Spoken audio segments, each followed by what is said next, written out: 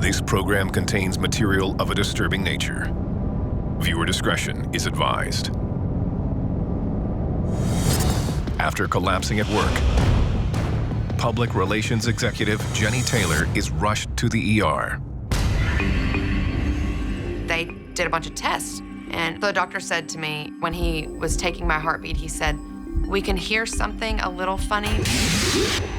Doctors run a full-body MRI. The scans reveal something unusual, not with her heart, but in her abdomen. The doctor said to me, "There's some kind of mass inside of your spleen." The spleen is an organ that filters blood. Though it's not vital, it aids the body's immune system. I was kind of baffled. There's a mass in my spleen? Like, what do you mean?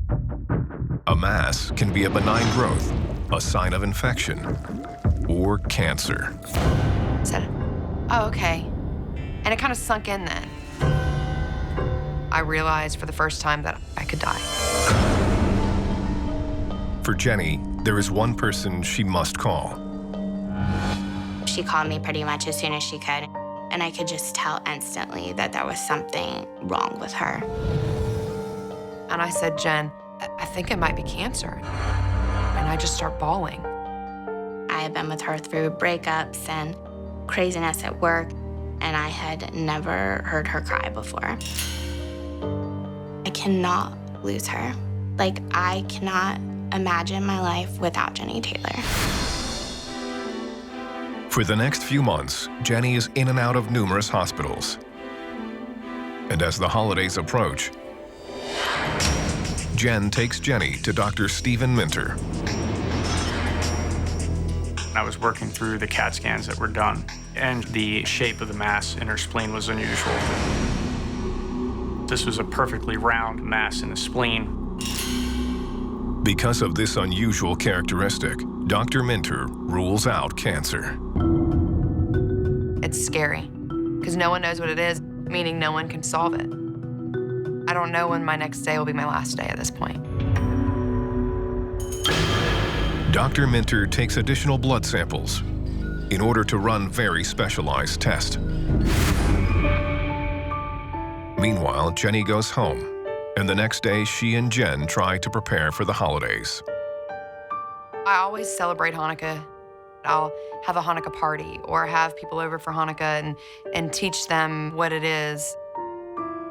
But I realized that I wasn't anticipating celebrating anything ever. It's been 6, 7 months, and I'm still not feeling right, and it's getting worse. Jenny cancels the party and even asks Jen to leave.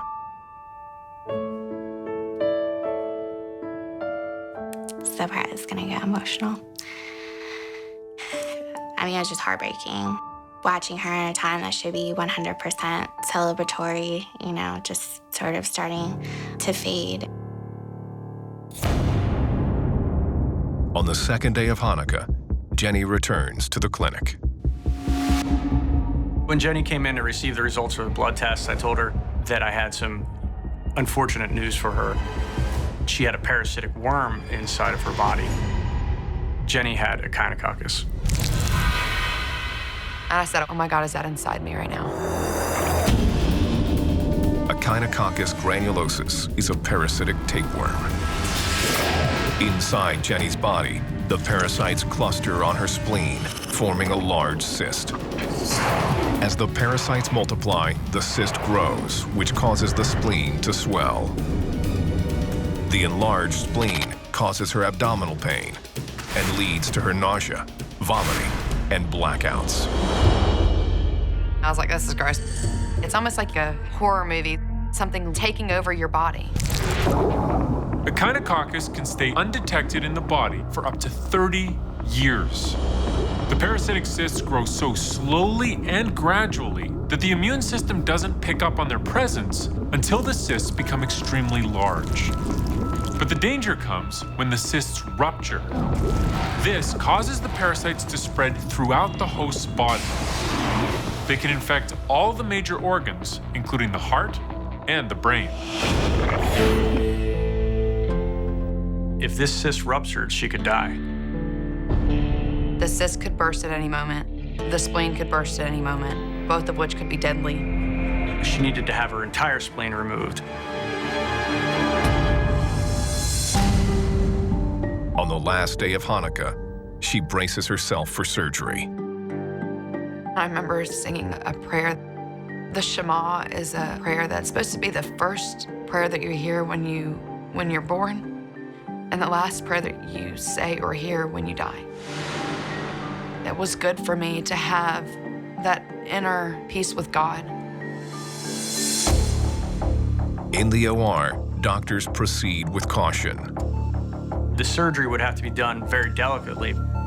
If the surgeon were to have ruptured any of the cysts during the procedure, she could have died on the table.